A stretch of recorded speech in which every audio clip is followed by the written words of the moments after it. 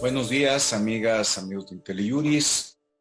Bienvenidos a un webinario más en esta plataforma en donde se analizan, discuten, cuestionan temas de actualidad y de interés para todos.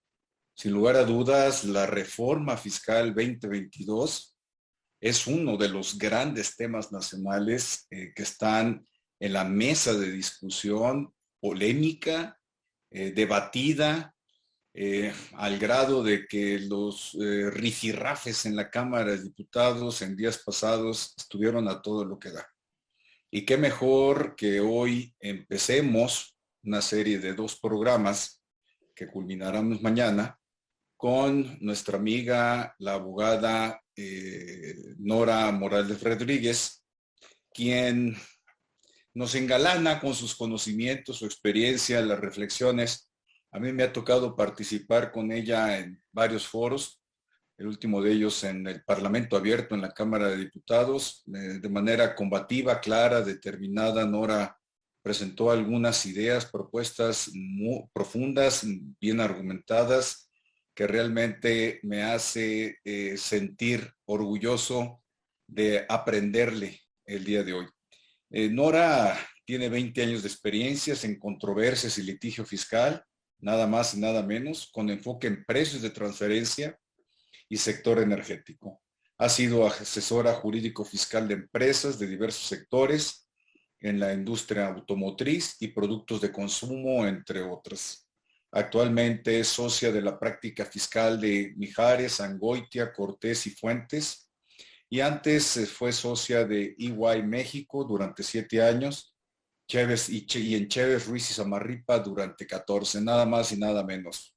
Una larga experiencia muy sólida, muy profesional.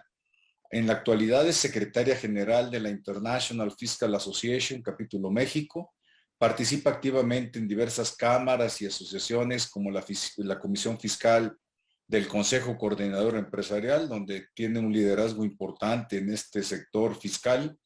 También participa en el Comité de Derecho Fiscal de la Barra Mexicana, Colegio de Abogados, y en el Comité Técnico Nacional de Estudios Fiscales del IMEF, del cual fue presidenta, es miembro del Comité Fiscal de CONCAMIN. Medio me hice bolas en tu larga presentación, pero creo que lo hice bien. Nora, bienvenida. El foro es tuyo. Nada más haciendo la precisión, que daremos margen a que Nora haga la relatoría de los temas que están proyectados. Yo iré monitoreando comentarios y preguntas para al final darle oportunidad a Nora de que nos retroalimente y responda preguntas. El foro es tuyo, Nora. Adelante. Gracias nuevamente. Pues muchísimas gracias por la invitación. Para mí es un placer estar siempre con ustedes. Muchas gracias a todos los que se unieron, ya no tan temprano, pero bueno, arrancaron su día con temas, en este caso, del Código Fiscal de la Federación, que es una de las partes de las iniciativas que de pronto no forzosamente son las más apasionadas, no son las más técnicas, pero les prometo que hay cosas muy relevantes que esperamos poder mantener su atención. Voy a compartir mi pantalla para que ustedes puedan ver una presentación que hemos preparado para ustedes. Me imagino que ya la podrán estar viendo y si quieren sobre eso comenzamos en beneficio del tiempo de ustedes. Pues bueno, la primera reforma, por cierto, solamente como corolario, como saben, el día de hoy, aproximadamente a las 5 de la mañana, finalmente terminó las sesiones en la Cámara de Diputados. Fueron muy pocos cambios los que se hicieron al Código Fiscal de la Federación, pero los estaré, por supuesto, ya los tenemos anotados y los estaré resaltando a lo largo de la presentación. Ya están contemplados en la misma que, por supuesto, yo compartiré con los organizadores para que les pueda ser enviadas si de algo les sirve. El primer cambio es en relación con la residencia fiscal. A lo mejor no forzosamente a todos nos va a resultar aplicable, pero es interesante porque ahora lo que se señala es que el periodo cuando uno cambia de residencia, y esto es algo que ya estaba en el Código Fiscal de la Federación, tenía un periodo de 3 años, si nos íbamos a un país donde se hubiera baja tributación, que es ahí lo que mencionamos como REFIPRE, un régimen fiscal preferente, tenía un periodo de 3 años donde yo permanecía siendo residente fiscal en México y por tanto pagando los impuestos como residente fiscal en México. Eventualmente podría o no hacer el acreditamiento del impuesto que se pagará en el extranjero, pero bueno, si me había ido a un país que tenía muy baja tributación, pues ese acreditamiento tampoco iba a ser tan relevante. Ahora se amplía a 5 años, lo cual no hay una justificación o una explicación, pero hay algo muy interesante, Luis Manuel, no sé si lo notaste, pero lo aplican también a personas morales. Y lo resalto porque las personas morales, como quizá muchos de ustedes sepan, cuando cambian de residencia, tienen una suerte de liquidación ficta por virtud de la cual pagan todos los impuestos que deben. No hay, por tanto, ninguna razón que justifique que tengan que seguir siendo residentes en México si antes de irse ya cubrieron con todas las obligaciones con el Estado mexicano. Esto se hizo ver a las autoridades, a los legisladores, pero como ya sabrán, no hubo ningún cambio. Y por cierto, hay otro tema también interesante. Hay una excepción cuando el país al que te vas, antes era, cuando el país al que te vas tiene un tratado de doble tributación, te decían, entonces ya no tienes que permanecer siendo residente en México por los 3 años, ahora 5. Pero ahora además añaden que para que esto no suceda, al país al que te vas tiene que tener un tratado para asistir en la recaudación. Es decir, que el fisco mexicano pueda pedirle al otro país, oye, yo creo que Nora, que se fue a Bahamas, debe dinero, quiero que por favor le vayas y le cobres y me des el dinero. El punto es que pocos países tienen firmado este tratado. Hay un convenio multinacional de asistencia mutua de varios países, pero la cláusula específica para la recaudación, muy pocos la firmaron, muy pocos, por ejemplo, de la OCDE. Entonces, pues desafortunadamente esta excepción que se da va a ser de muy poca aplicación. Por ejemplo, si nos vamos a Estados Unidos, sea una persona física o sea una persona moral, como no está adherido a este tratado, continuaremos siendo residentes en México, porque hay varios estados de Estados Unidos que podrían darme el efecto de estar en un régimen de baja imposición fiscal, por ejemplo, Texas. Entonces, está este cambio, algo así como, aunque uno se quiera ir, no se puede ir, 5 años tendremos que estar por aquí. Y si por alguna razón no presento el aviso dentro de los 15 días siguientes, aparentemente, o así dice la ley, ya me quedé siendo residente en México por siempre, lo cual es un absurdo, por supuesto, pero bueno, tendremos que estar muy atentos para el caso de que suceda algo así. En fusiones y escisiones, que el día de mañana lo comentarán más ampliamente, porque hay varios cambios relevantes, creo que el primero de ellos es la obligación ahora a dictaminar las fusiones y las escisiones. Antes no se tenía la obligación de dictaminar. Y esta parte quiero llamar su atención. Se considerará que hay enajenación cuando la fusión o la escisión carezca de razón de negocios. Este tema de la razón de negocios que vimos incorporada en el Código Fiscal en el artículo 5A desde el año pasado, ahora lo vamos a ver a lo largo de esta presentación y de varias reformas que hubo también a la ley del impuesto sobre la renta, lo vamos a ver de manera muy constante.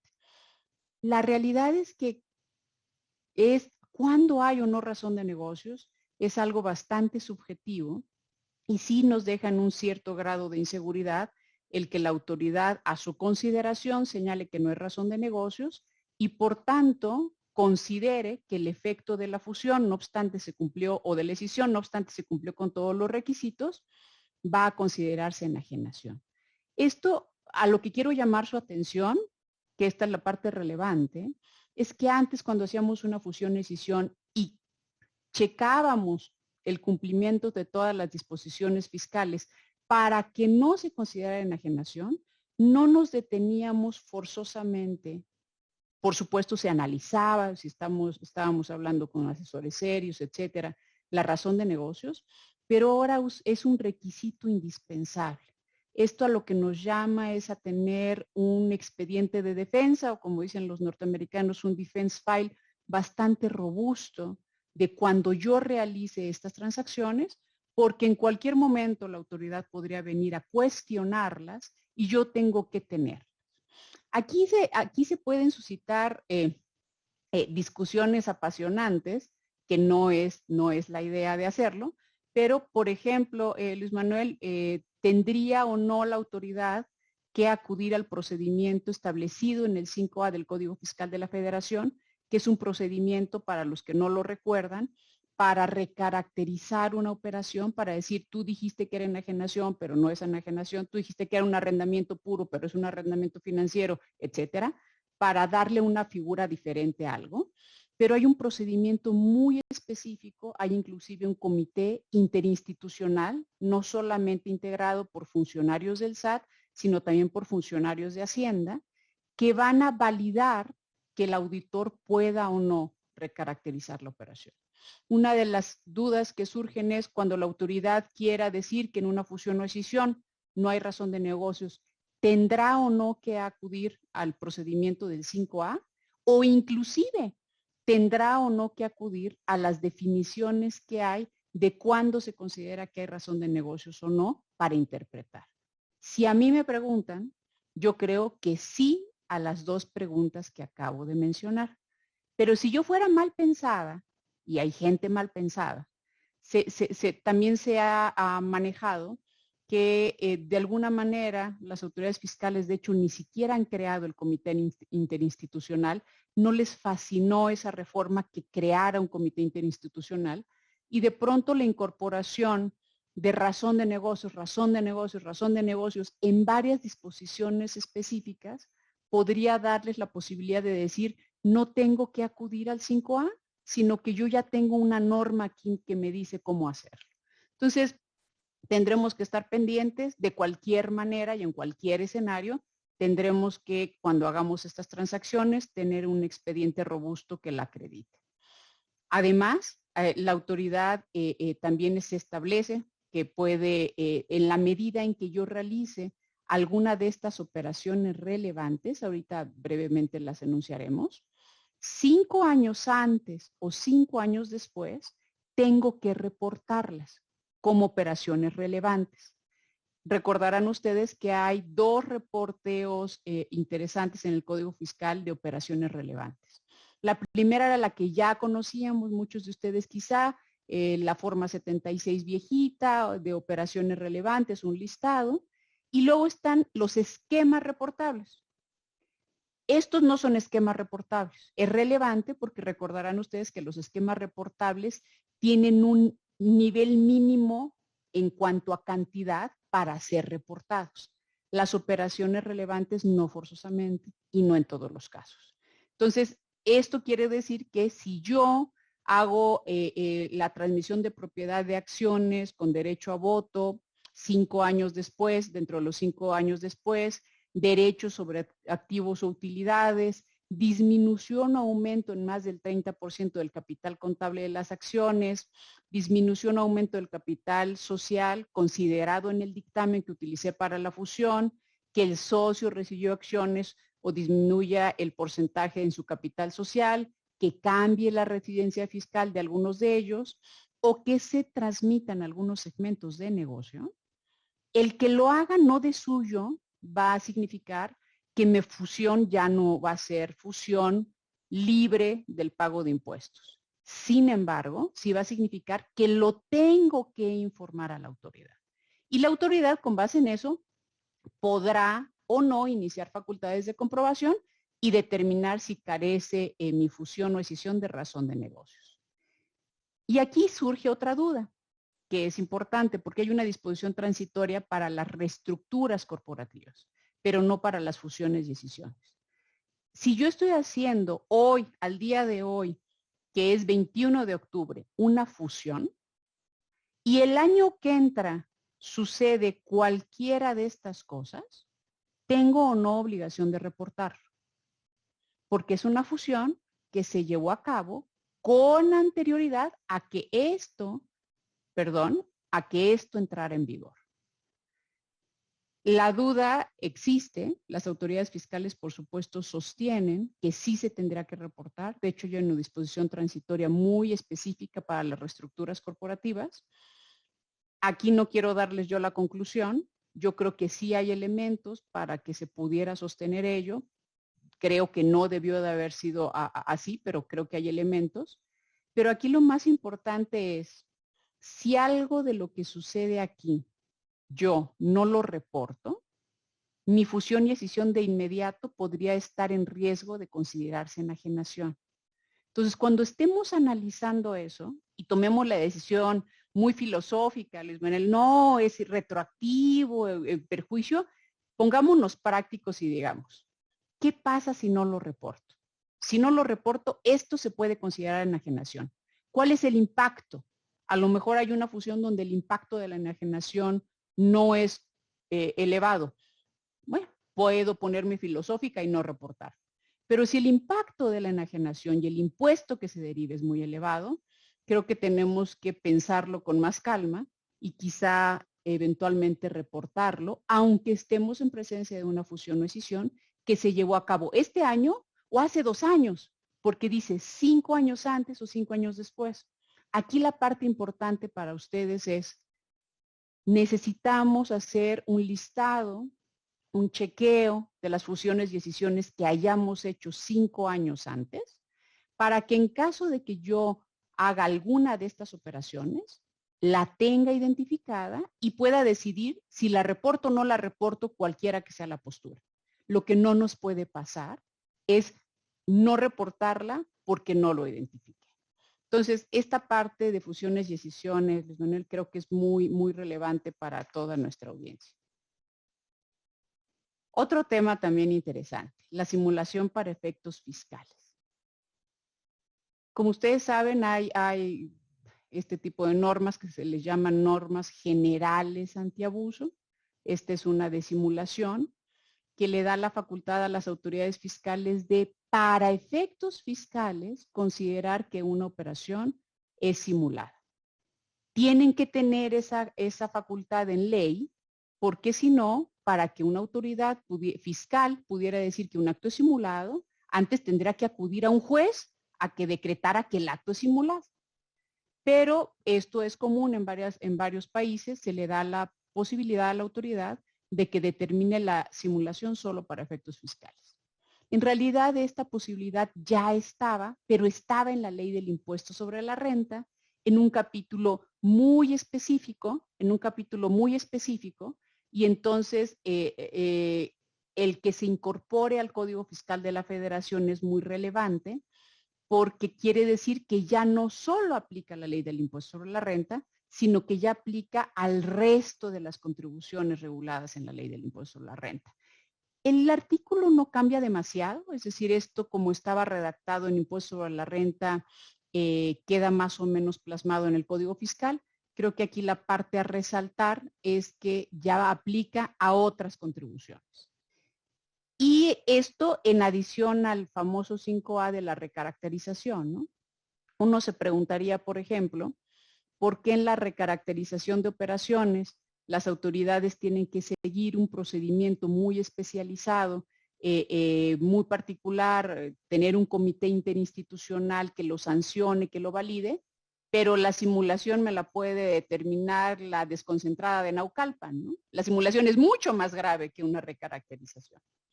Porque inclusive la simulación pudiera dar lugar eventualmente a alguna denuncia o algún tema penal, ¿no? No podemos soslayar que estamos viviendo una etapa donde todos hemos visto que ha habido varias denuncias, muchas muy justificadas, por supuesto, y plausibles en relación con ciertas empresas, factureros, etcétera, etcétera. Muchas otras de grandes empresas que uno diría, ¿será que habrán hecho simulación? ¿Quién sabe? Pero el punto aquí es que siempre ha habido la duda, ¿no, Luis Manuel? Un funcionario que pone en un oficio que hay simulación, ¿tiene o no el deber de denunciar la comisión, en su opinión, de un delito? Yo creo que el hecho de que se esté incorporando al código y hay varios enunciados en la exposición de motivos relacionados con el deber de los funcionarios, y ahorita platicaremos también del dictamen fiscal, de denunciar la comisión de algún delito, tiene que llamar más a nuestra atención. Si vemos en un oficio la palabra simulación, tendríamos que estar muchísimo más atentos que en el pasado, porque eventualmente después pudiera venir algo más. También los funcionarios, creo que a partir de esto, tendrán que ser más cuidadosos cuando ponen la palabra simulación en sus oficios. Porque en antaño, y esto es una cuestión práctica que a todos los fiscalistas nos tocó vivir, nos tocaba recibir oficios que decían simulación por todos lados para dar un poco de miedo, y finalmente, bueno, era un poco de presión, el contribuyente hacía una autocorrección, etcétera. Pero si ya el hecho de que se introduzca simulación quiere decir que va a derivar una cuestión penal, ya es algo más cuidadoso. Entonces, sin que yo aquí los quiera espantar, no mucho menos, creo que nada más tenemos que llamar a la atención que está ya en el código, que aplica a todas las contribuciones y que por el actuar de la administración actual pudiera ser mucho más complejo ver estas palabras en un oficio que con anterioridad. Y pasando a temas más mundanos y más terribles, hay toda una parte de supuestos por virtud de los cuales no podré obtener ni mi fiel ni mis sellos digitales. Y es básicamente cuando una persona moral tenga un socio o accionista con control efectivo que esté en cualquiera de estos supuestos, que haya agotado el procedimiento de suspensión de sellos digitales sin desvirtuar, que hubiera estado publicado en el 69B, en este listado de transmisión de pérdidas que nunca se ha publicado, un crédito fiscal firme no garantizado, eso tampoco es tan gravísimo, que no lo localicen en su domicilio fiscal. ¿A cuántos de ustedes no les han hecho una inspección y han dicho que no están localizados cuando sí están localizados? Etcétera. Aquí la parte relevante, Luis Manuel, es cuando yo la leí, me recordé de mis clases de derecho de primer semestre, ¿no?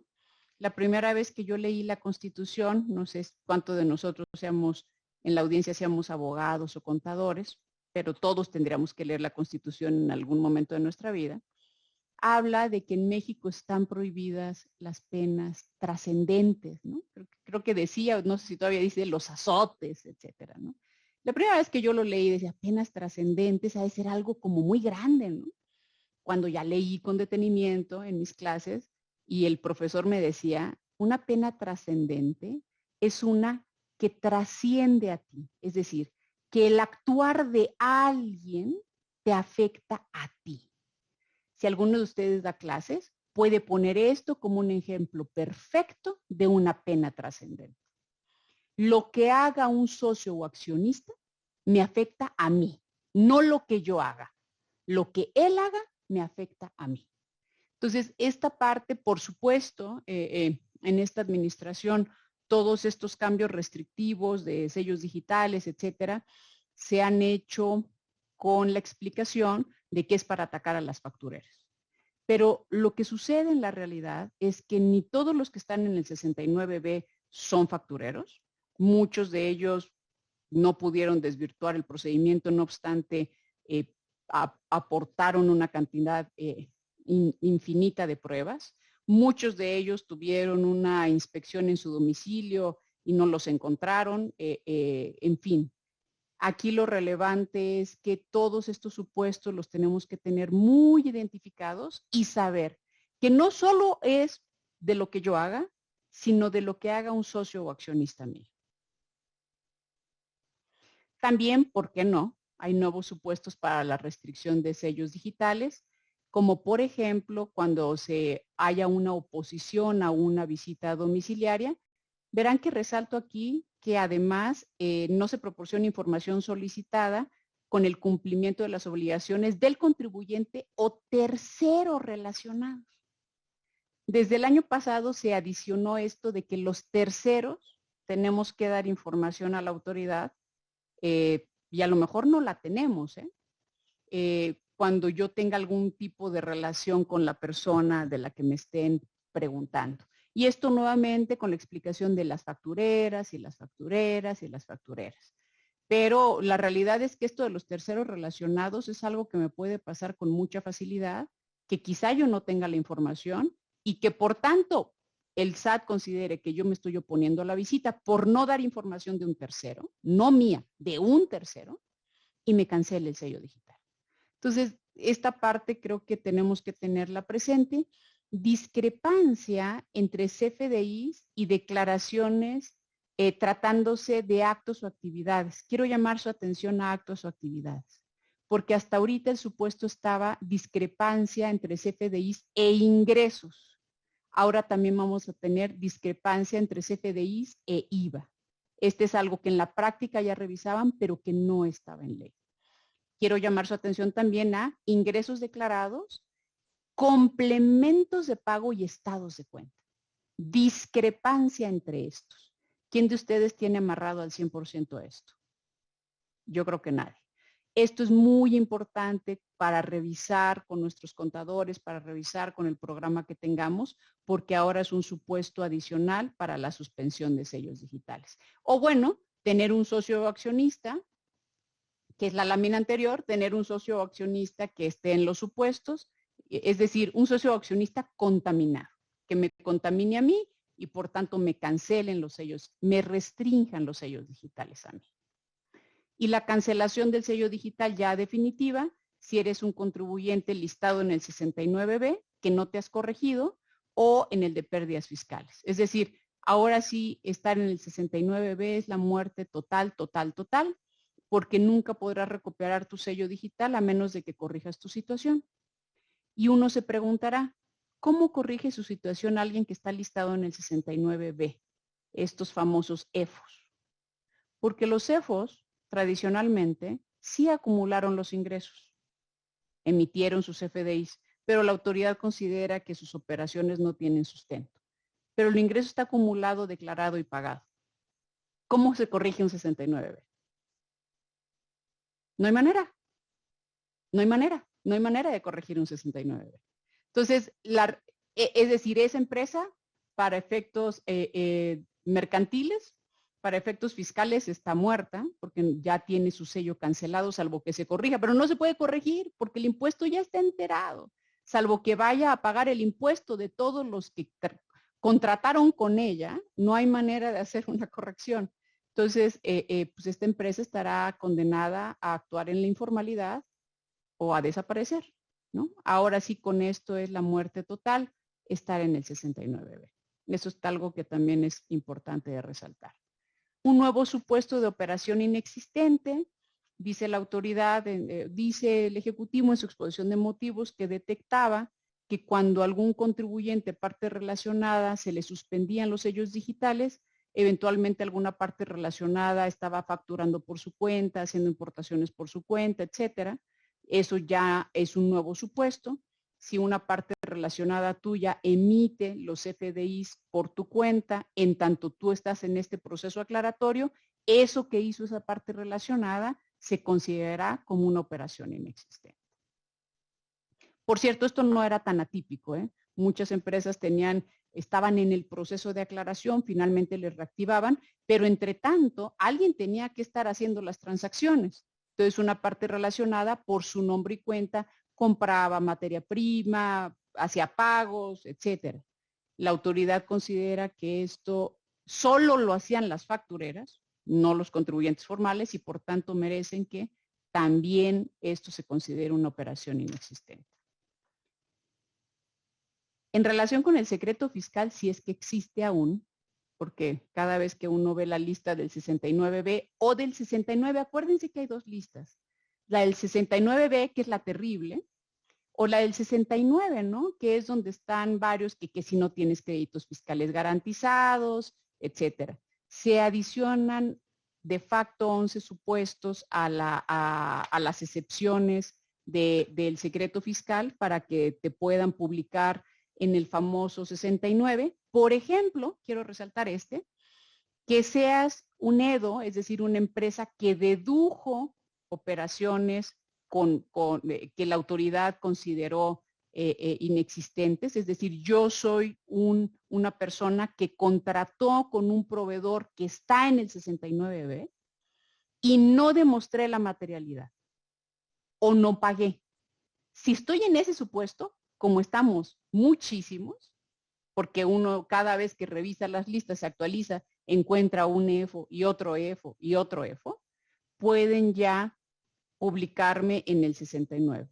Lo cual, pues la verdad es que es relevante porque como todos ustedes saben también, tiene incidencia directa en la constancia de cumplimiento fiscal, porque no la puedo tener. Eso quiere decir que esto es una manera de empujar más, no quiero decir forzar porque se oiría muy feo, de incentivar a que cuando yo tenga cualquier cuestión, cualquier contratación con 69, por ejemplo, pues me corrija de inmediato y haga el pago de inmediato. De otra suerte, saldré publicado o desde el año pasado es un supuesto de cancelación de sellos digitales, ¿no? Entonces, esto, más allá de lo anecdótico, lo relevante para ustedes es que nuestro proceso de cumplimiento, de revisión de nuestros proveedores, no debe de ser solo cuando los contrato. Debe de ser un proceso vivo, debe de ser un proceso donde yo de manera constante esté monitoreando si están en cumplimiento de sus obligaciones fiscales, porque de otra suerte yo voy a tener consecuencias. Tratándose de responsabilidad solidaria, en la adquisición de negociaciones hay una nueva presunción. En términos generales, cuando uno iba a adquirir una negociación, les voy a decir algo muy básico que todos ustedes seguramente sabrán. Uno decía, oye, ¿compro las acciones de la empresa o compro los activos? ¿No? Y la respuesta es, oye, pues si puedes, mejor comprar los activos, porque si compras las acciones de la empresa, pues estás absorbiendo a la empresa con todas las consecuencias que eso tenga, ¿no? Es decir, tú vas a ser responsable solidario de todo lo que la empresa haya hecho. Pero, y la autoridad señala, quizá en algunos casos con razón, que esto hacía que la responsabilidad solidaria en la adquisición de negociaciones se viera acotada. Pero, pues ahora sí que se va hasta la cocina, ¿no? Porque para evitarlo, pone una presunción que admite prueba en contrario. Cabe mencionar que esa prueba en contrario es negativa, o sea que hay que ver cómo lo probamos. Pero el hecho es que si hay transmisión total o parcial de activos, identidad de los integrantes de los socios o accionistas, total o parcial de representantes legales, domicilio de sucursales, de algunos trabajadores, ojo, parcial o total, de marcas o de activos fijos, la autoridad va a poder presumir que yo en realidad lo que hice fue adquirir la negociación. Cuando suceda cualquiera de estos supuestos y por tanto me hará responsable solidario. Y yo tendré que demostrar en contrario, pero insisto, es una prueba negativa. Yo tendré que demostrar que no adquirí la negociación. Entonces, esta parte la verdad es que también es algo que tenemos que tener cuidado, porque ahora si voy y le compro un activo, piénsese un terreno, literal, un terreno a otra sociedad, la autoridad podría estar presumiendo que yo soy responsable solidario de las obligaciones fiscales de esa sociedad, cuando yo no estoy comprando la sociedad, es decir, no estoy comprando la negociación en marcha, simplemente le compré un activo. Entonces, hay que tener mucho cuidado cuando hagamos ahora adquisiciones de negociaciones, por supuesto, pero de este tipo de activos fijos, infraestructura, etcétera. Hay que tener muy bien demostrado que lo que yo hice es adquirir ese activo y basta. No estoy adquiriendo ninguna negociación para que si la autoridad viene a presumirme que soy responsable solidario, pues yo pueda de alguna manera defender. Oigan, y aquí está el caso, extrañamente para mí, más debatido de toda la reforma. Que si las personas físicas mayores de edad la obligación de tener un RFC, ¿no? Digo, para mí, extrañamente más debatido, porque yo no lo veía, la verdad, tan grave, ¿no? Bueno, que yo lo que sí veía grave era que pues hay muchos chavos de 18 años que todavía no tienen actividades económicas ni ingreso alguno. Entonces, pues sí veía yo una carga administrativa, que estuvieran inscritos y de pronto les estuvieran llegando avisos o que tuvieran que presentar declaraciones. Entonces, desde mi óptica, con que tuvieran la obligación de inscribirse, pero se estableciera que en la medida en que no tuvieran ingresos ni actividad para susceptible de ser grabada, no tuvieran que hacer nada, era suficiente. Sin embargo, bueno, esta fue una de las discusiones más álgidas.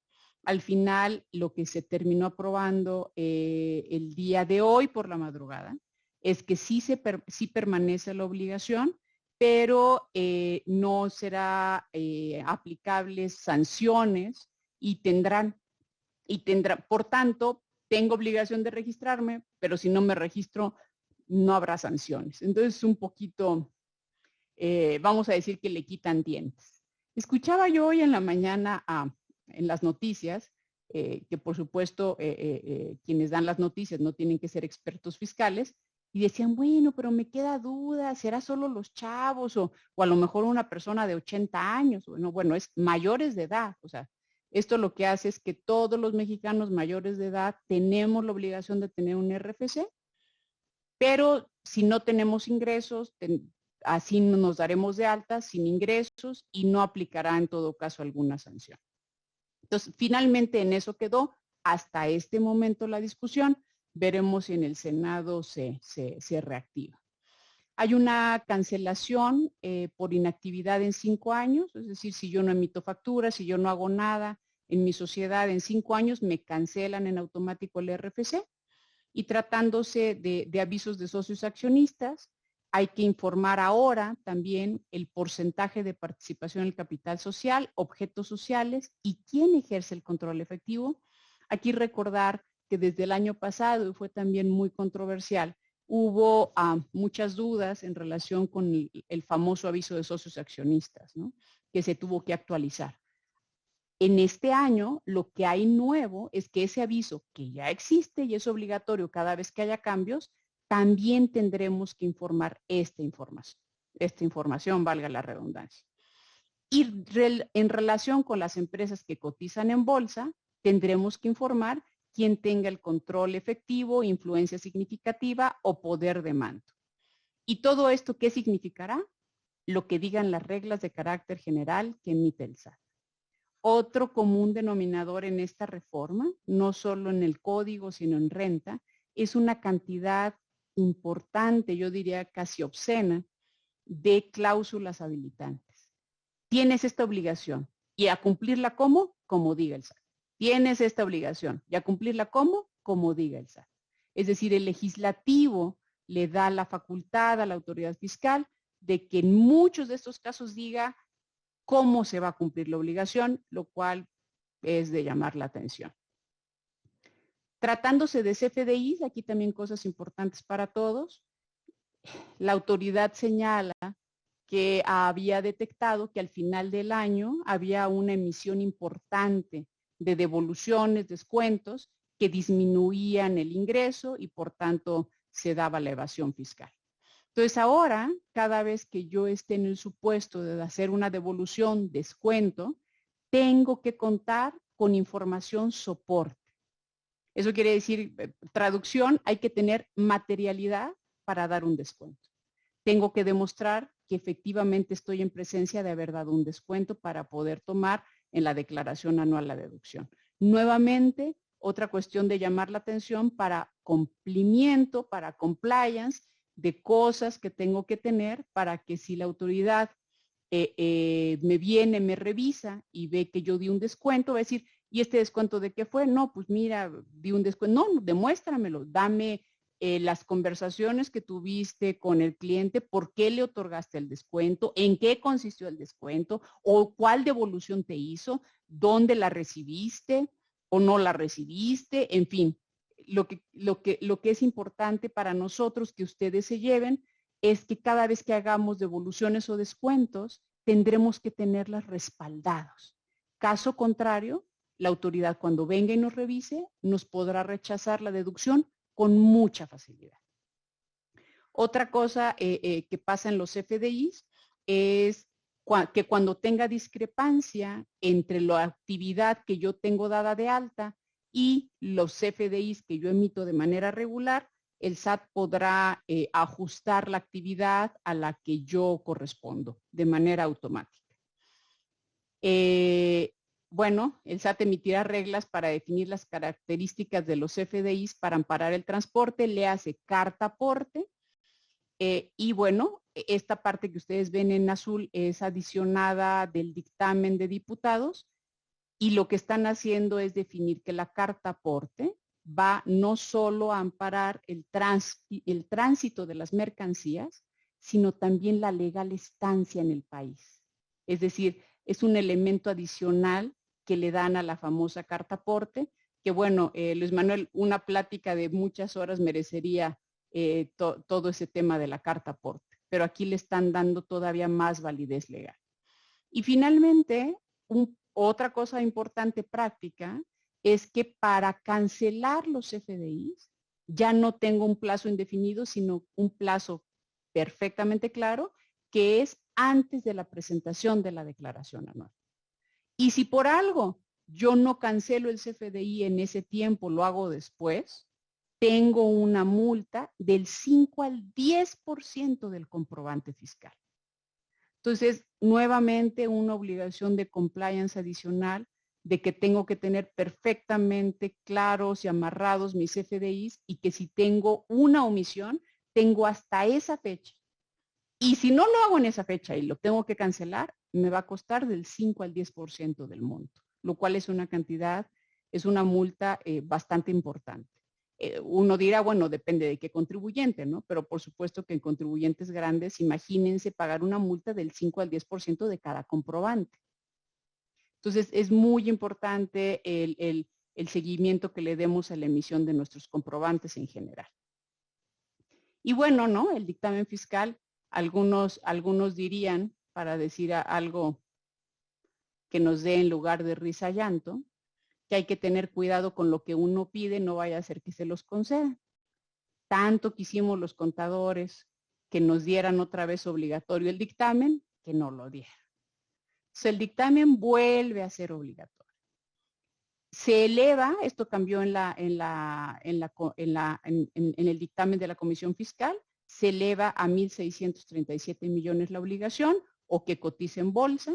Por cierto, las partes relacionadas de los obligados tienen que presentar el ISIF, que es una carga terrible, porque es solamente parte relacionada, ¿no? Entonces, si imagínense alguna empresa grande, que la que se les ocurra, Bimbo, Cemex, lo que sea, tiene una participación pequeñita en una startup, tiene que presentar el startup, el ISIF, que es básicamente la misma obligación.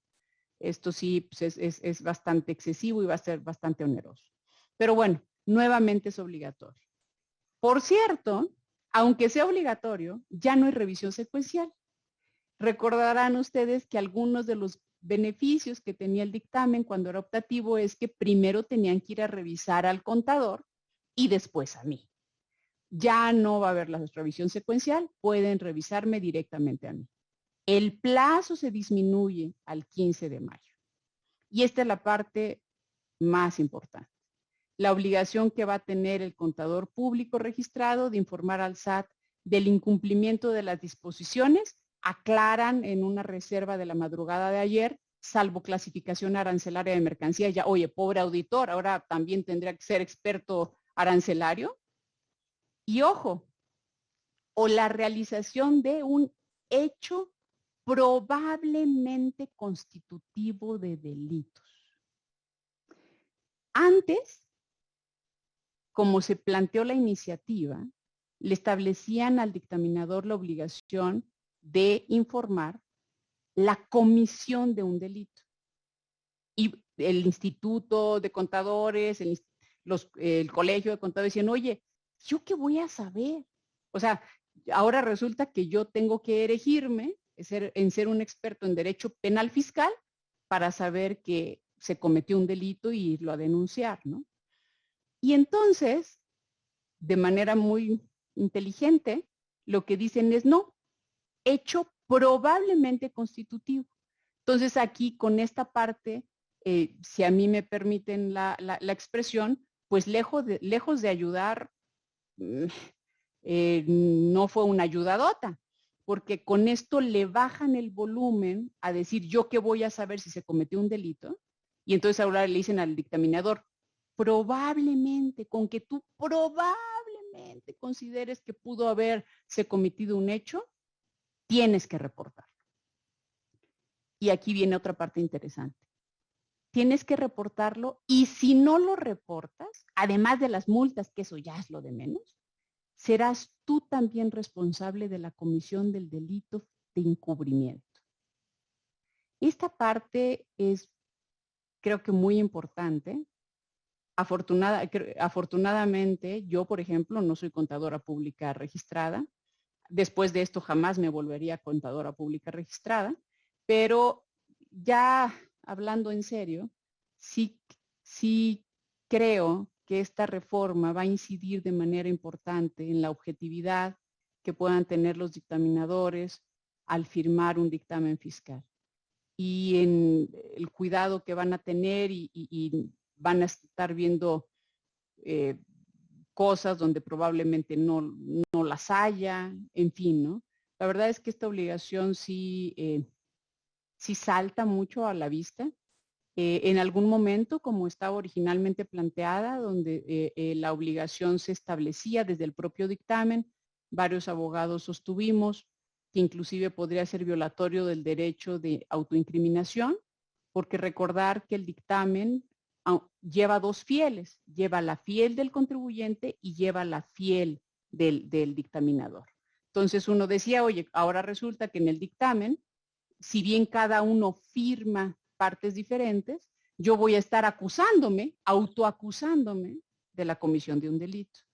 Eso lo vieron, lo modificaron desde el dictamen, ahora no se establece que sea en el propio dictamen, sino conforme reglas de carácter general en algún otro documento que se emita para quitar esta violación al principio de autoincriminación, nuevamente muy inteligentes, pero el hecho es que está ahí. Y el hecho es que ahora los dictaminadores pues tienen esta carga, ¿no? Esta carga muy importante de tener que estarse erigiendo en abogados penalistas fiscales y estar denunciando a sus clientes. En materia de devoluciones y compensaciones, hay ajustes en los cómputos para devolver, que básicamente el efecto es que se amplíen los plazos para la devolución.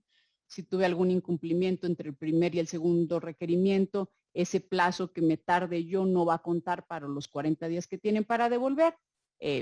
Son varios párrafos. Es básicamente la conclusión es, las autoridades tendrán más tiempo para devolver cuando devuelven.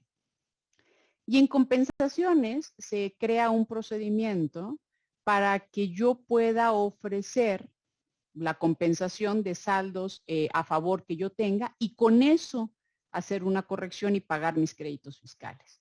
Se le meten, sin embargo, varias reglas, como que sean saldos a favor declarados previo al inicio de facultades, que no hayan sido previamente negados, que se pida dentro de los 20 días siguientes al oficio de observaciones, es decir, yo recibo mi oficio de observaciones y cuando lo conteste, si quiero pagar con saldos a favor, tengo que decirlo ahí, si no ya no se puede.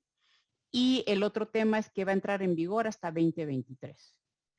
Si ustedes me preguntan si esto era necesario, yo les puedo decir que en la práctica no, porque la compensación de oficio existe. Y lo único que uno hacía era que le iba y le decía al SAT, oye, yo tengo todos estos saldos a favor. ¿Por qué no haces una compensación de oficio? Y el SAT, si lo consideraba procedente, la hacía. Aquí nos estamos metiendo más requisitos para una compensación de oficio que perfectamente se podía hacer. Ahora se puede hacer, pero con todos estos requisitos. Entonces, se vende como una facilidad, pero en realidad es que en la práctica los que tenemos años dedicándonos a esto, no se necesitaba. Cuando el SAT podía compensar de oficio, compensaba de oficio. Otro tema relevante es uno relacionado con los beneficiarios controladores. ¿Qué es un beneficiario controlador?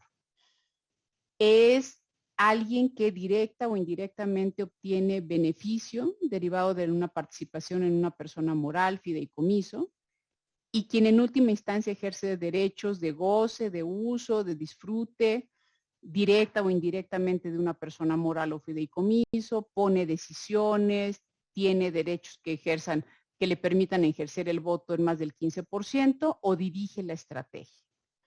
La realidad es que aquí en esta parte era una recomendación que la GAFI y la OCDE había hecho desde hace tiempo, que ya está contenida, mucho de esto es algo de lo que ya hacen las instituciones financieras, la obligación de identificar al beneficiario último, pero ahora se establece también como una obligación de reporteo para efectos fiscales.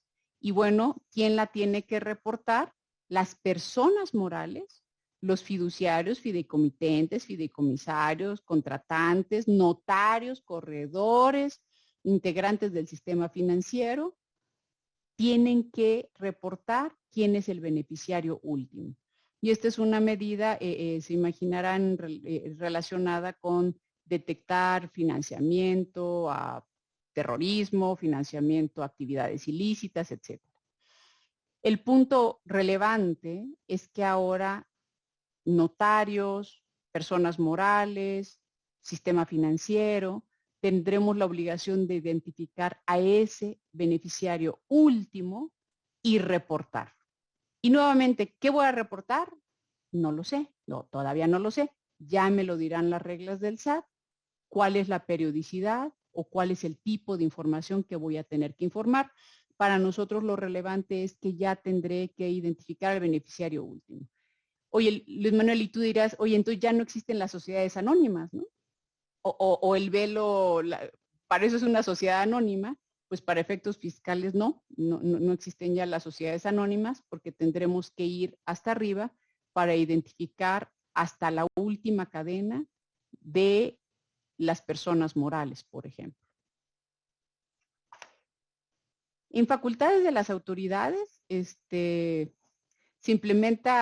sube a ley algo que ya venía sucediendo, que es implementar programas, esto hasta me da un poco, no sé, entre risa o algo, de certidumbre tributaria, prevenir las controversias a través del cumplimiento cooperativo voluntario y oportuno.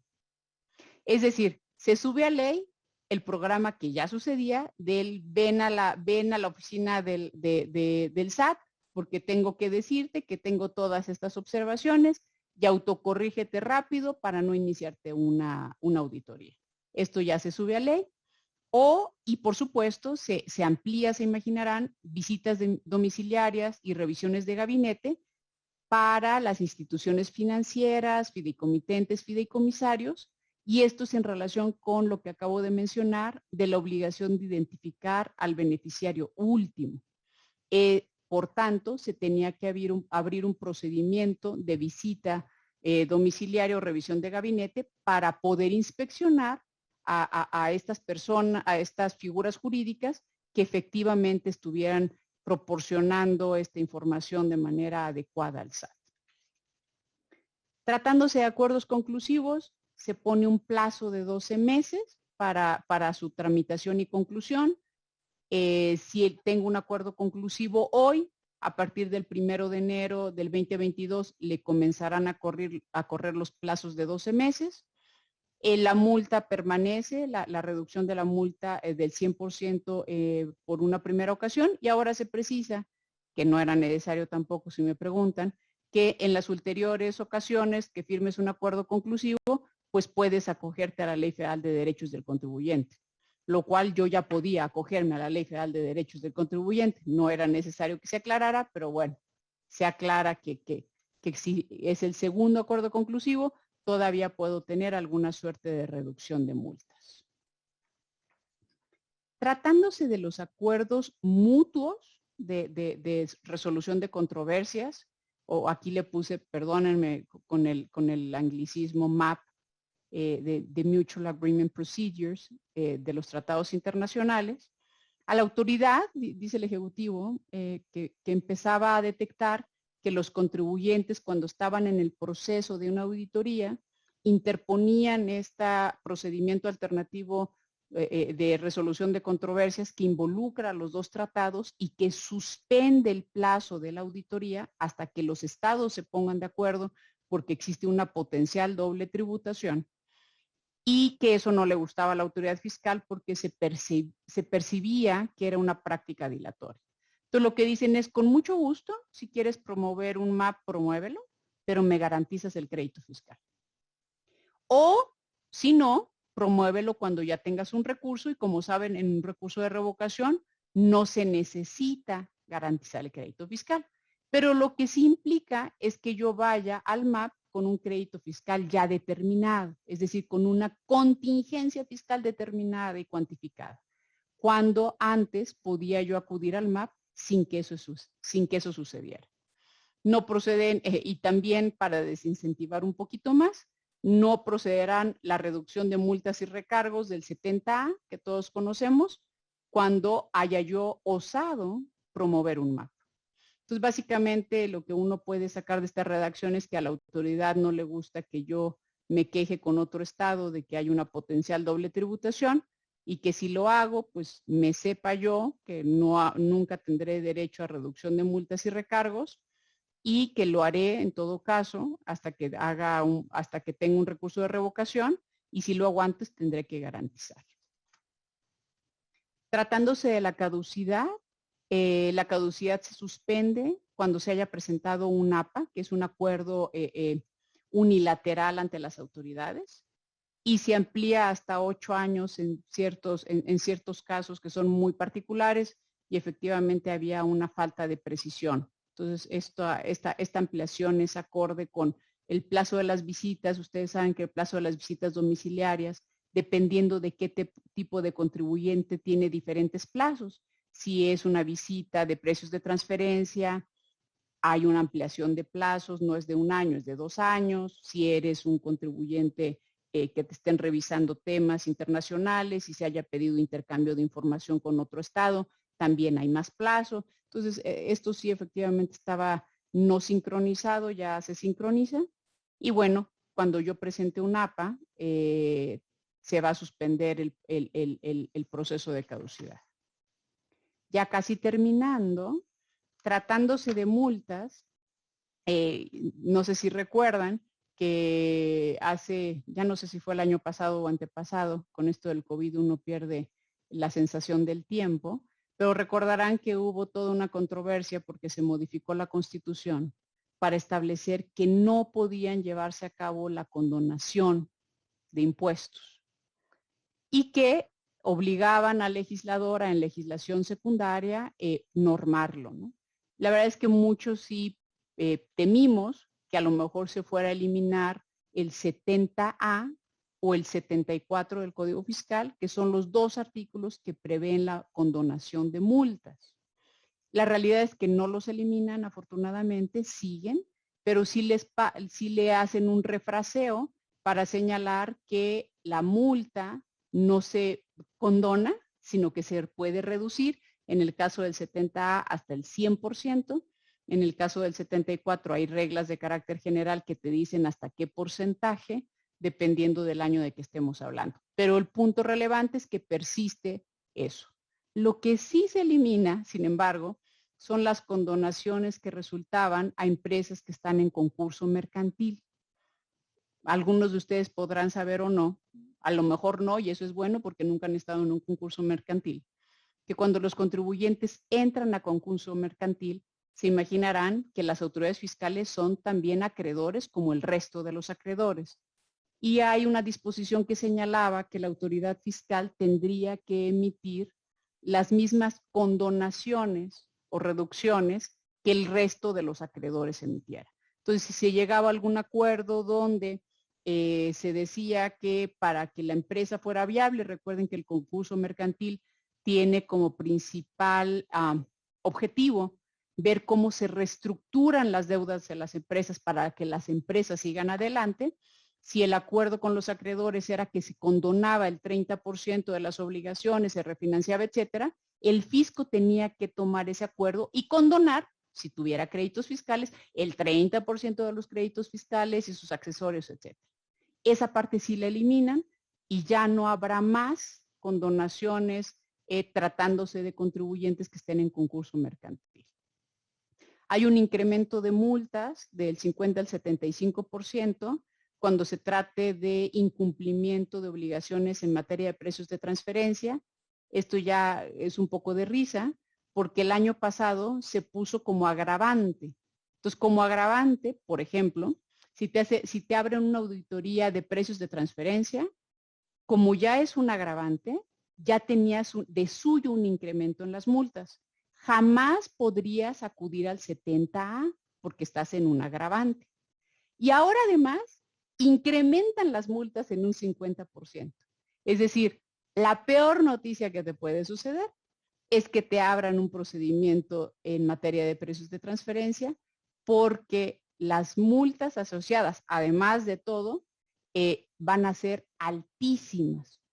Si a alguno de nosotros nos ha tocado la mala fortuna de que nos determinen un crédito fiscal, sobre todo de cómo lo hace la autoridad, que casi inicia facultades cuando está a punto de caducar su posibilidad, ustedes saben que el crédito fiscal histórico es casi la mitad y la otra mitad son los accesorios, entre multas y recargos, ¿no?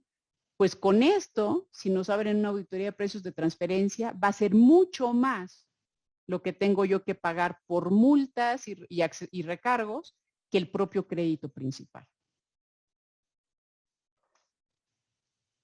Ya casi por terminar, tratándose de delitos fiscales, hay una nueva calificativa de defraudación cuando se simule la prestación de un servicio profesional independiente.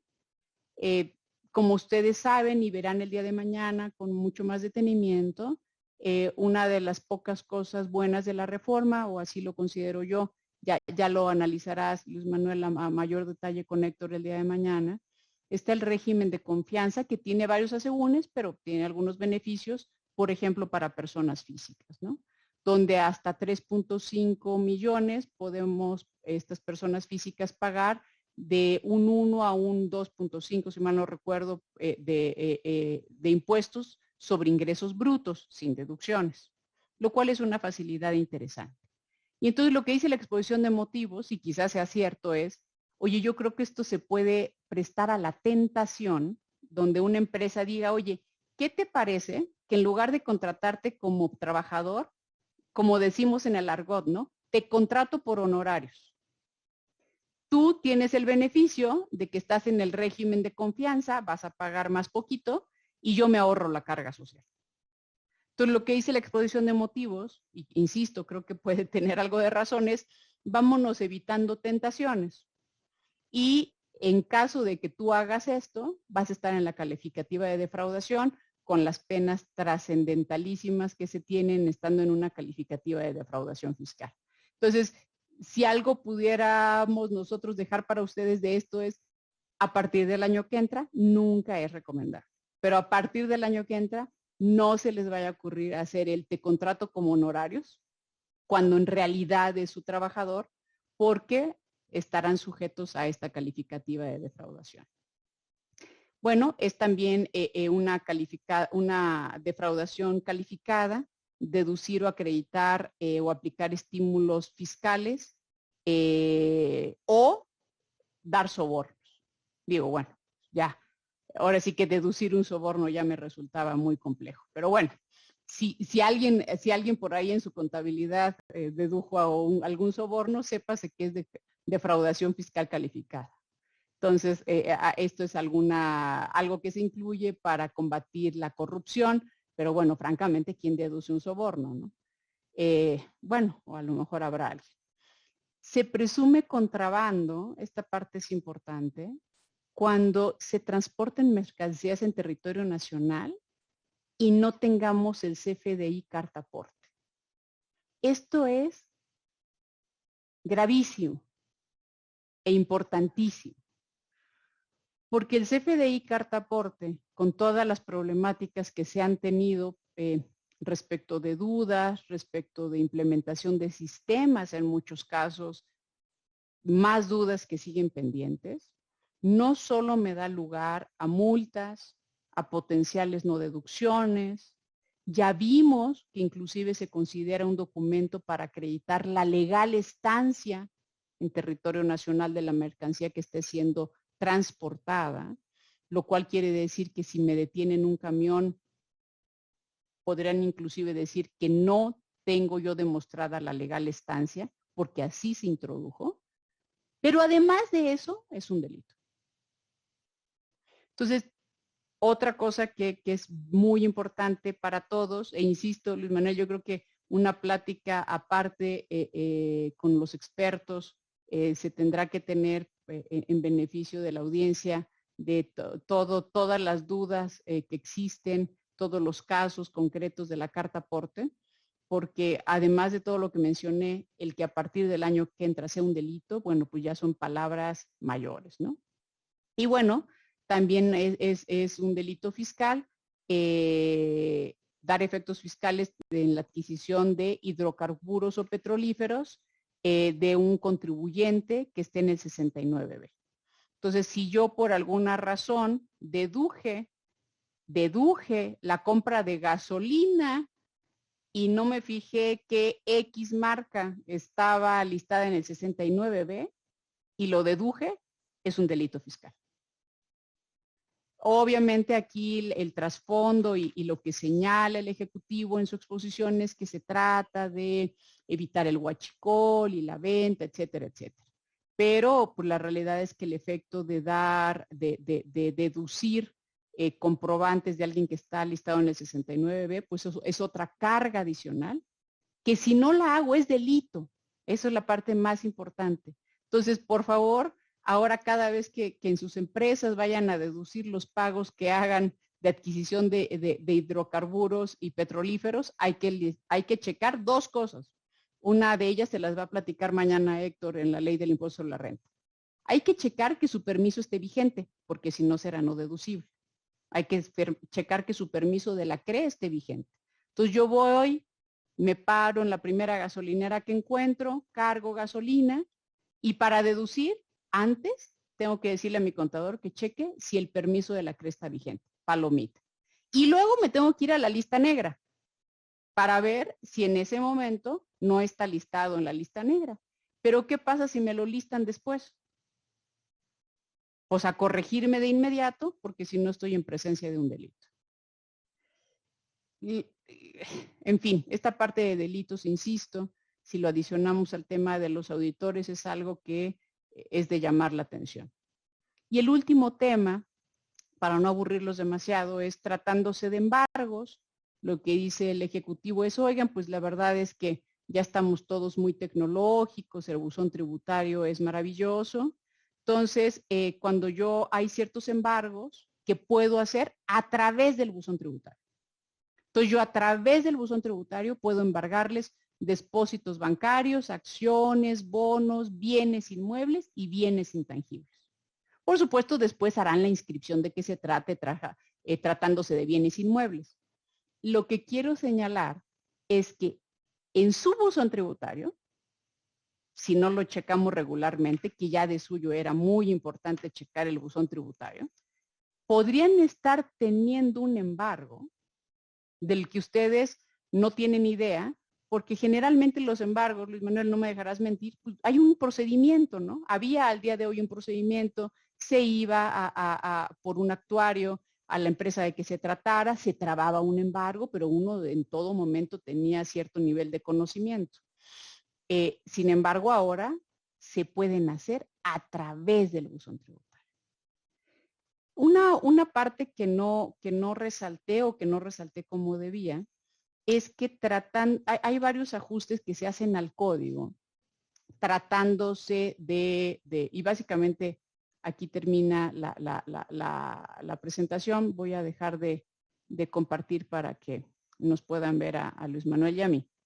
Pero una de las cosas que también se modifica en el código es precisar que las formas oficiales, hay ocasiones que ya no son formas oficiales, sino que son plataformas, ¿no? Por ejemplo, los aplicativos que se tienen, un ejemplo no del SAT, pero el del REPSE, en fin. Y también precisar que se tendrán como válidos a partir de la publicación en la página del SAT. Y se quita la obligación de publicarlo en el Diario Oficial de la Federación. Entonces dice, oye, si yo ya subí en la página del SAT el nuevo formato, el nuevo instructivo, el nuevo etcétera, ya es el formato oficial. Cuando uno lo lee a primera vista suena como algo moderno, ¿no? Bueno, pues sí, ¿para qué lo quiero la publicación en el Diario Oficial? Pero la publicación en el Diario Oficial es para algo, ¿eh? La publicación en el Diario Oficial es para que todos sepamos cuál es el formato oficial en un determinado momento. Porque no sé a cuántos de ustedes les ha tocado, porque a varios nos ha tocado, presentar un aviso con base en un formato y que la autoridad diga, no, es que ese ya no está vigente. Ahorita que se publican en el Diario Oficial. La próxima vez que presenten un trámite, entonces a partir del año que entra, ustedes irán a la página del SAT y dirán, este es el formato oficial. Pero si al día siguiente lo cambian, ¿cómo van a demostrar que los requisitos que ustedes adjuntaron al trámite de que se trate, piensen en una fusión, fueron los que estaban vigentes?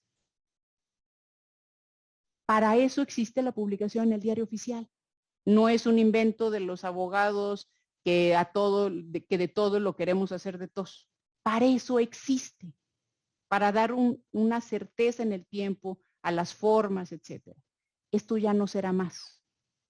Entonces, es muy importante, yo les diría que si están presentando un trámite importantísimo, que el cumplimiento de una fusión, por ejemplo, que como ustedes saben, las fichas de las fusiones han estado cambiando, yendo y viniendo, pues no estaría de más levantar una fe de hechos de cuál es el formato que está vigente en ese momento en la página.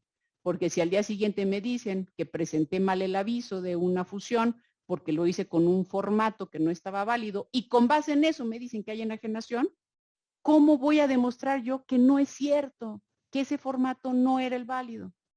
No tengo manera.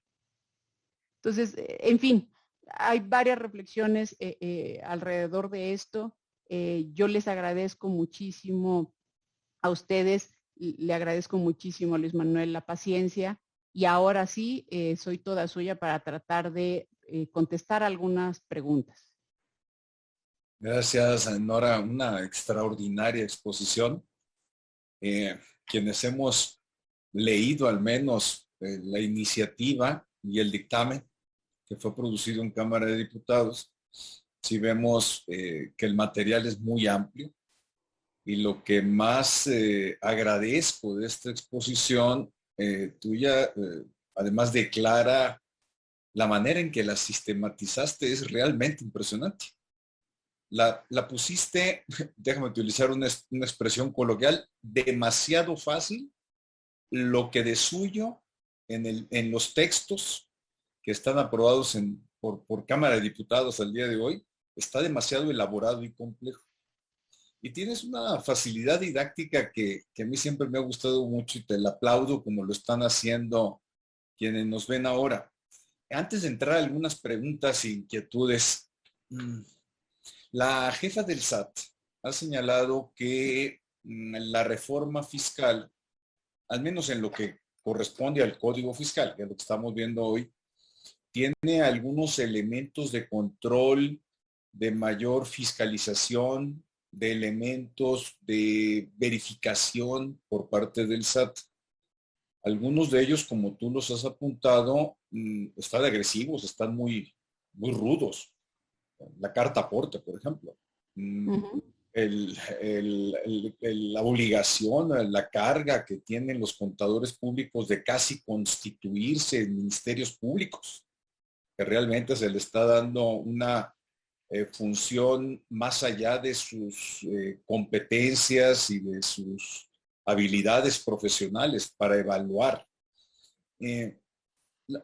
el tema de los CEFOS, de los CEDOS, cómo se pone todo en blanco y negro, no hay escenarios, no hay matices grises en esto del 69B, el secreto fiscal, que bueno, como dijiste tú, si es que algo queda de secreto fiscal, tu primer comentario en torno a esa afirmación de la jefa del SAT, de mayores controles y un esquema de fiscalización.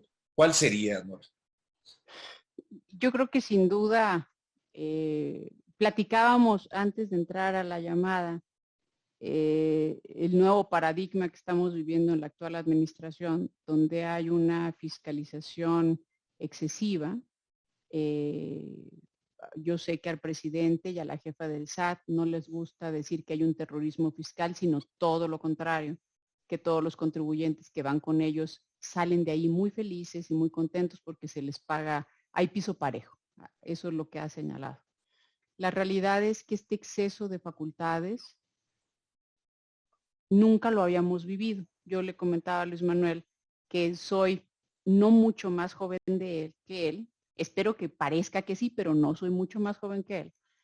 Y a mí no me había tocado ver a lo largo de los últimos años, y para ser honesta, no solo en esta administración, aunque de manera más importante en esta administración, una cantidad de facultades tan cargadas a las autoridades. Para mí es algo novísimo, es algo que no me había tocado ver, que si se mal emplean, nos pueden dejar en una posición de total vulneración. Cuando introdujeron esa reforma, para mí terrible, para la autoridad grandiosa, relacionada con los delitos fiscales y cómo los asimilaron a delincuencia organizada y atentados contra la seguridad de la nación, que por cierto, si uno revisa los delitos que son delincuencia organizada, ustedes ya lo imaginarán, delincuencia organizada no tiene mucha explicación, pero atentados contra la seguridad nacional es la trata de personas, el tráfico de armas de cierto calibre, no cualquier arma, y nosotros, los contribuyentes. Cuando uno ve esa cantidad de facultades, el tema ahorita de la simulación, el tema de los CEFOS, de los CEDOS, los delitos que de suyo existen, ahora el de la carta aporte, pues la verdad es que no puede uno dejar de percibir que la autoridad tiene en su poder muchísimas armas y lo que uno le queda es solo desear que las use con los contribuyentes que efectivamente se debe de usar, como ha expresado en muchas ocasiones. Pero sí, sí son demasiadas. Luis Manuel, no quisiera yo así que quedara tan grabado en todos lados, pero sí, son demasiadas facultades y muy absolutas, ¿no? Muy al estilo de esta administración. Algo no me gusta, destruyan. Oye, ¿por qué no modificamos? ¿Por qué no vemos qué se...? No, ya no. Esa parte sí creo que todos tenemos que tenerla muy presente. Coincido contigo, sí es una reforma que en algunos puntos era necesario introducir precisiones, abundamientos, cerrar pinzas, ciertamente, pero la manera en que algunas de ellas se construyen y se dirigen, sí están muy severas. Y me quiero referir en particular a la carta aporte, tema de especialistas, sin lugar a dudas, con una problemática operativa enorme, con contingencias fiscales y penales crecientes, graves. Y aquí hay una pregunta de Kevin Alvarado que dice que entonces, refiriéndose a los requisitos en la carta aportes, CFDI, etcétera, el pedimento ya no sirve, debo entender, por sí solo para comprobar la legal estancia de la mercancía en México. Pareciera que no, en tanto no servirá para comprobar la legal estancia de la mercancía transportada, porque así lo dice, la carta aporte será el comprobante de la legal estancia de la mercancía que esté siendo transportada. Me explico. Si nos van a hacer una revisión entre nuestro domicilio fiscal, ya está ahí la mercancía, Por supuesto, ahí no voy a sacar la carta aporte, la mercancía no está siendo transportada. Voy a sacar todos los documentos, etcétera, etcétera. Pero si la mercancía va en transporte, además del pedimento, tenemos que tener la carta aporte. Ciertamente es un requisito adicional para esos propósitos del transporte. Ya vamos a aceptar tu invitación de tener a un par de expertos en temas de carta aporte con enfoque fiscal para que nos platican del tema. Tú y yo conocemos algunos de ellos, son sensacionales en sus De acuerdo. planteamientos. Gerardo Hernández hace una pregunta interesante. ¿Cuál es tu opinión, Nora, respecto de la aplicación de la nueva regla del dictamen fiscal y del ICIF a partir de 2020 en virtud de la entrada en vigor de la reforma fiscal para 2022, antes de la presentación de la declaración anual 2020? Debo entender que la pregunta está relacionada con un tema de posible retroactividad de la norma. Sí, yo creo que la pregunta es muy buena porque lo que siempre nos sucede en las leyes fiscales, ¿no? ¿Es una norma de procedimiento o es una norma sustantiva? Las normas de procedimiento son aquellas que serán aplicables al momento de presentar la obligación. En mi opinión, el andar denunciando delitos fiscales debiera de ser una norma sustantiva. No dejo de ver, sin embargo, que pudiera confundirse con una norma de procedimiento y que, por tanto, quizá la primera vez que nos estemos enfrentando en esto sea el próximo 15 de mayo, ¿no? Cuando inclusive estemos presentando la declaración anual de 2021. Creo que es una duda muy buena. No tengo en mi opinión no, pero uno esperaría que se emitiera alguna regla, que se emitiera disposición transitoria, no, porque pues ya sabemos que las leyes como se mandan pasan, pero al menos a través de una regla que lo aclaren, ¿no? Porque si no, imagínense en qué estado dejan al pobre auditor que ya de suyo está en un estado precario, ¿no? Que no sepa si es a partir del año que entra que tiene que erigirse en Ministerio Público. Sí, aquí coincido contigo completamente, Francisco Saucedo, que tiene la opinión de que será una norma de procedimiento la fecha del 15 de mayo para el dictamen 2021, 2022, que va es del... correcto. 2023. Es así, la fecha sí, pero el que el auditor tenga que revelar la posible comisión es la que yo no tengo tan clara. Sí, no, tienes toda la razón, Francisco, es así. Sí, totalmente. La fecha de presentación, 15 de mayo a partir del año que entra. Sí, pero de lo que estás hablando y quedó muy claro es que tiene que ser una norma sustantiva la responsabilidad en la coparticipación, en el encubrimiento del delito fiscal. Totalmente de acuerdo. Es una norma sustantiva, sin duda alguna. Es una tipificación de hecho, una conducta más sustantivo que eso yo no lo puedo ver, ¿no? La actualización de un tipo penal. Nora, me llamó mucho la atención los comentarios relacionados que hiciste en torno al 5A, la recaracterización de operaciones, en torno a dos temas, fusiones y escisiones, que vaya tema como lo presentaste y como abriste boca, sí, en la presentación de hoy es todo una materia. Las contingencias 5 años atrás, 5 adelante, que se generan en torno a una fusión o una escisión en una amplia gama de posibilidades de supuestos que están previstos, sí genera contingencias importantes. Si son 100 pesos, pues me la juego, pero si son 100 millones de pesos, ya cuesta más trabajo jugarse. Claro. Pero esto lo relacionas con el 5A de la misma manera que hiciste con la simulación de operaciones. No alcancé a entender, es una duda auténtica. Correcto. Una duda auténtica. Correcto. No alcancé a entender cómo hiciste la correlación. Okay. Si me ayudas, sé que es un aspecto muy técnico, me perdonarán algunos de los asistentes, pero es clave en todos estos, totalmente. En estos 3 temas, ¿no? Si me ayudas, por favor. La primera. Hay dos normas, hay dos tipos de normas generales antiabuso. Hay normas generales y especiales antiabuso. Las generales son las que están hechas para atrapar cualquier conducta que pueda caber, pero no están dirigidas a algo en particular. Un ejemplo de una norma general antiabuso es el 5A, y ahorita y ahora la incorporación al Código Fiscal. Un ejemplo de una norma especial antiabuso, por ejemplo, créditos respaldados. Es una norma especial. Oye, si tú estás en estos supuestos, yo creo que entonces es un dividendo, etcétera, etcétera. Punto y aparte.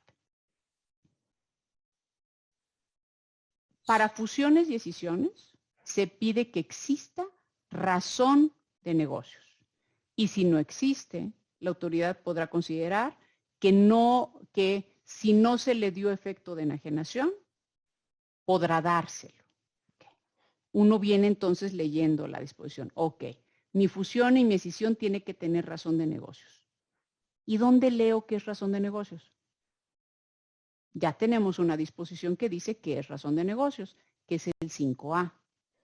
Voy al 5A y el 5A me establece en qué supuestos existe o no razón de negocios, por un lado, y por otro lado me establece un procedimiento que la autoridad tiene que seguir para cuestionar la existencia de razones de negocios.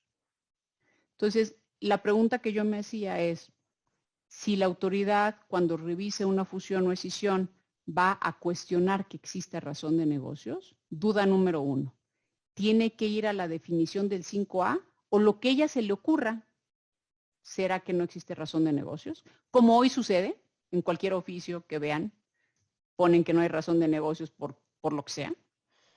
Segunda duda, si para aplicar la recaracterización de que se trate, tienen que acudir al procedimiento del 5A, porque el procedimiento del 5A, como parte relevante, interviene un comité interinstitucional no solo formado por el SAT, sino por autoridades de la Secretaría de Hacienda, que van a decir sí al lugar a que ante la no existencia de razón de negocio se recaracterice la operación o no al lugar.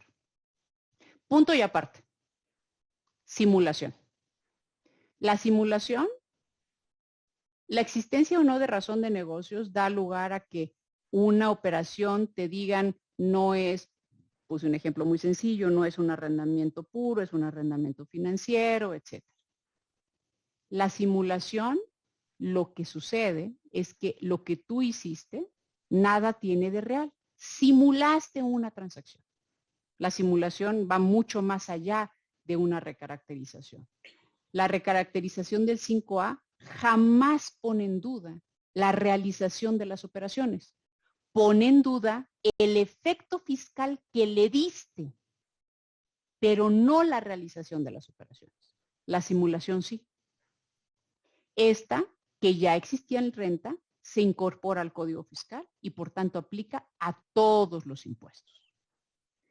La pregunta que yo me hacía o la reflexión que yo me hacía es, la simulación es el que te digan que simulaste una operación es muchísimo más grave a que te digan que le diste un efecto fiscal distinto a la operación que realizaste, que sería la recaracterización del 5A.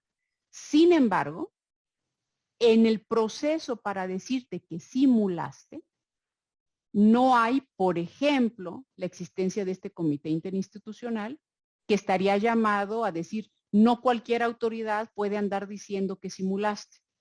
Como está hoy, sí, cualquier autoridad puede andar diciendo que simulaste, lo cual es más grave que decir que recaracterizaste. Pero allá sí hay un comité interinstitucional y acá no hay nada. Buenísima la explicación. Me quedó claro. Me quedó claro los dos aspectos, cómo los construyes y cómo los interrelacionas.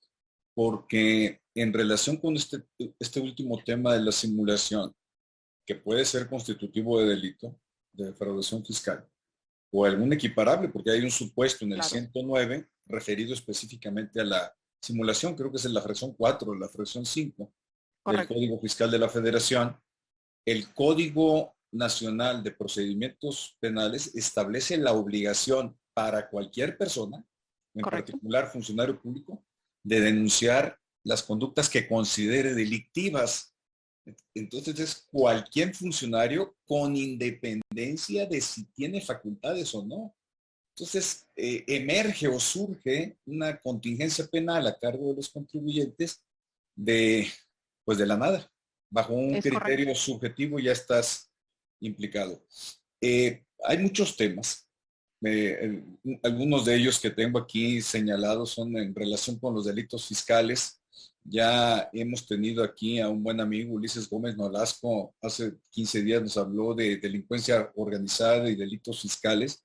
Muy, muy interesante. Pueden acceder libremente aquí en la plataforma IntelliJuris y tendremos un curso sobre el sistema penal acusatorio y un seminario sobre delitos fiscales, esto en torno a la problemática que está surgiendo. Caray, en lo que yo no había prestado atención es al tema de los embargos a través de buzón tributario, porque tenemos un Big Brother fiscal. Ya en realidad el SAT, la información que tiene nuestra es casi absoluta y cada vez va fortaleciendo los mecanismos. Y por el otro lado, sí se puede practicar los embargos a través de buzón tributario, pues realmente sin un procedimiento claro de cómo lo va a seguir, ya somos contribuyentes digitales.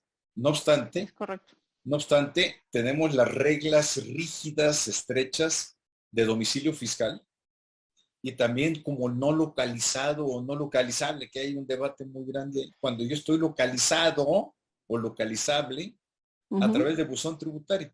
Yo creo que son de los grandes temas. Nora, como un saque inicial de en qué va la reforma 2022, fue una exposición magistral de tu parte, realmente muy agradecido, muy claro, con una información presentada técnicamente, como debe de ser, pero accesible.